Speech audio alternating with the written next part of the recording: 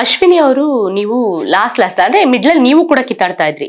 ಅಶ್ವಿನಿ ಅವರು ಏನಾದ್ರು ಅಂದ್ರೆ ನೀವು ಬೇರೆ ಟೀಮ್ಗೆ ಹೋಗಿ ಹೇಳ್ತಾ ಇದ್ದದ್ದು, ಲಾಸ್ಟಿಗೆ ಬಾಂಡಿಂಗ್ ಕನೆಕ್ಟ್ ಆಗಿದೆ ಹೇಗೆ ಅಂತ? ನನಗೆ ಅವ್ರ ಹತ್ರ ಒಂದು ಮದರ್ಲಿ ಫೀಲಿಂಗ್ ಅಷ್ಟೇನೆ ಇದೆ. ಯಾಕಂದ್ರೆ ನಾನು ಡೆಬ್ಯೂ ಎಂಟರ್ ಆಗಿದ್ದಾಗ ನನ್ನ ಸೀರಿಯಲ್ ಅಲ್ಲಿ ಹೌದು.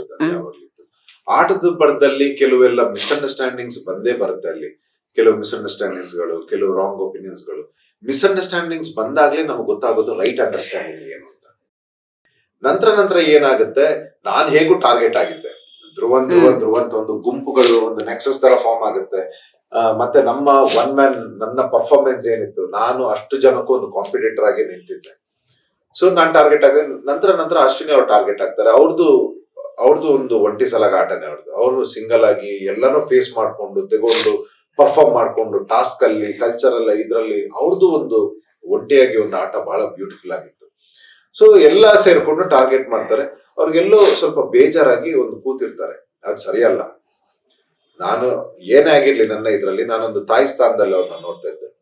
ಆಮೇಲೆ ಒಬ್ಬರನ್ನ ಅಷ್ಟು ಜನ ನಿಂತಾಗ ನಾನೊಬ್ಬ ಹುಡುಗ, ನನ್ನ ರಿಸೀವಿಂಗ್ ಬೇರೆ ಇದೆ.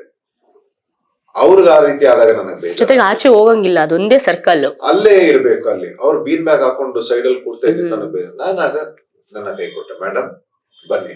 ಅವರು ನನಗಾಗ ಶಕ್ತಿಯಾಗಿ ನಿಲ್ತಾರೆ. ನಾವಿಬ್ರು ಮಾತಾಡೋದಕ್ಕೆ ನಾನು ಅವ್ರಿಗೆ ಒಂದು ಸಪೋರ್ಟ್ ಸಿಸ್ಟಮ್ ಆಗಿ ನಿಲ್ತೀನಿ. ನಾವಿಬ್ರು ನಿಲ್ತೀವಿ. ಆಮೇಲೆ ಹಿಸ್ಟ್ರಿ ಕ್ರಿಯೇಟ್ ಮಾಡಿದ್ವಿ ಇಬ್ರು. ಬನ್ನಿ ಮೇಡಮ್, ಇನ್ನು ಆಟ ಆಡಿಸ್ತೀನಿ ನೋಡಿ, ಆಟ ಆಡೋಣ ಅಂತ ಹೇಳಿ ಅವರು ಒಳ್ಳೆ ಧೈರ್ಯದಲ್ಲಿ ನಿಲ್ತಾರೆ. ಆಮೇಲೆ ಅವ್ರನ್ನ, ನನ್ನ ಆಟನ ಅವರೇ ಮಗು ಆಟ ಆಡ್ತಿದೆ ಅಂತ ಅವ್ರಿಗೆ ಆ ಸೆಂಟಿಮೆಂಟ್ ಅಲ್ಲಿ ಹೋಗ್ತೀವಿ ನಾವು. ಅಂದ್ರೆ ಅದೊಂದು ನಮ್ಮ ಮಗನ್ ಕಾಣ್ತಾ ಇರ್ತಾರೆ ನಿಮ್ಮಲ್ಲಿ, ನಮ್ಮ ವ್ಯಕ್ತಿತ್ವಕ್ಕೆ ಬಂದ್ಬಿಡುತ್ತೆ ಮ್ಯಾಮ್. ಅವ್ರಿಗೆ ಏನಂತಂದ್ರೆ ನನ್ನ ಮಗು, ಹೌದು, ನಾನು ಅಮ್ಮನಾಗ ಆಟ ಆಡ್ಬೇಕು, ಮಗು ನಾವ್ ಇಬ್ರು ನಿಂತೀವಿ ಮ್ಯಾಮ್. ಅದನ್ನೆಲ್ಲ ಯಾರು ಎಕ್ಸ್ಪೀರಿಯನ್ಸ್ ಮಾಡಿಲ್ಲ ಮ್ಯಾಮ್, ನಾವು ಮಾಡಿದ್ವಿ. ಅವ್ರಿಗೆ ಏನ್ ಅನ್ನಿಸ್ತಂತಂದ್ರೆ ಆ ಶಾರ್ಟ್ಸ್ ಹಾಕೊಂಡು ನನ್ ಮಗುನೇ ಆಟ ಆಡ್ತಿದೆ ಅಂತ ಆ ಸೆಂಟಿಮೆಂಟ್, ಅದ್ ನಿಲ್ತೀವಿ ನಾವು.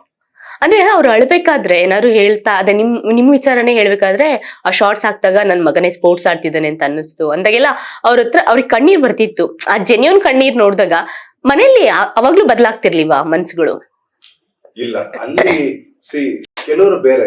ನಾನು ಅದಕ್ಕೆ ಹೇಳಿದ್ದು, ಕೆಲವ್ರ ಜೊತೆ ನಾವು ಗಲಾಟೆ ಮಾಡ್ದಾಗ್ಲು ನಾವ್ ಯಾಕೆ ರೀಕನೆಕ್ಟ್ ಆಗ್ತೀವಿ ಅಂತಂದ್ರೆ ಅವ್ರ ಹಾರ್ಟ್ ಗೊತ್ತಿರುತ್ತೆ. ಹೌದು, ಯಾವ್ದೋ ಒಂದು ಸಂದರ್ಭಕ್ಕೆ ನಮಗೆ ಅಲ್ಲಿ ಮನೆಯಲ್ಲಿ ಬೇರೆಯವ್ರದ್ದು ನಮಗೆ ಮೆಂಟಾಲಿಟಿ ಗೊತ್ತಾಗಿತ್ತು. ಅಂದ್ರೆ ಬೇರೆಯವರೆಲ್ಲ ಹೇಗೆ ಮಾಡ್ತಾರೆ, ಅಶ್ವಿನಿ ಮೇಡಮ್ ಮೆಂಟಾಲಿಟಿ ಇರುತ್ತೆ. ಬ್ಯೂಟಿಫುಲ್ ಆಗಿ ಆಟ ಆಡಿದ್ದಾರೆ ಅವರು.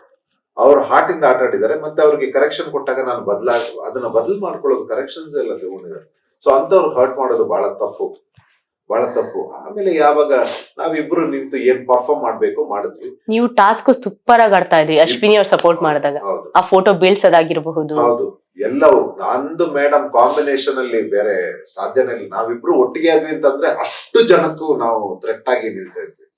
ಸೊ ಲಾಸ್ಟ್ಗೂ ಅಷ್ಟೇ ನಮ್ಗೆ ಏನೆಲ್ಲ ಇದು ಸಿಗ್ತಾ ಇತ್ತು ಟಾಸ್ಕ್ ಗಳನ್ನ, ಇಬ್ರು ಬಹಳ ಚೆನ್ನಾಗಿ ಆಟ ಆಡಿ ಒಂದು ಹಿಸ್ಟ್ರಿ ಕ್ರಿಯೇಟ್ ಮಾಡಿದ್ವಿ. ಅಂದ್ರೆ ನೀವಿಬ್ರು ಒಂದ್ ಟೀಮು, ಅಷ್ಟೂ ಜನ ಒಂದ್ ಟೀಮು, ಅವಾಗ ಗೆದ್ದಾಗ ಕಿಚ್ಚು ಹೆಂಗ ಅರ್ಥತಿತ್ತು ಅಂತ. ಮತ್ತೆ ಹೇಳ್ತಿದ್ದೆ ಮ್ಯಾಮ್, ಈಗ ಸೆಲೆಬ್ರೇಟೇ ಮಾಡ್ಬೇಡಿ, ನಾವು ಮಾತಾಡೋದೇ ಬೇಡ, ಆಟದಲ್ಲೇ ತೋರ್ಸೋಣ ಅಂತ ಅಂತಿದ್ವಿ. ಅವ್ರು ಅಂತ ಇದ್ರು, ಧ್ರುವ್ ತೋರ್ಸೋಣ ನಿಲ್ಲು ಅಂತ. ಆಮೇಲೆ ಎಲ್ರು ಸರೆಂಡರ್ ಆಗೋದ್ರು ಮ್ಯಾಮ್. ಆಮೇಲೆ ನಮ್ ಇಬ್ರದೇ ಹಾವಳಿ ಇದ್ದಿದ್ದ ಮನೆ.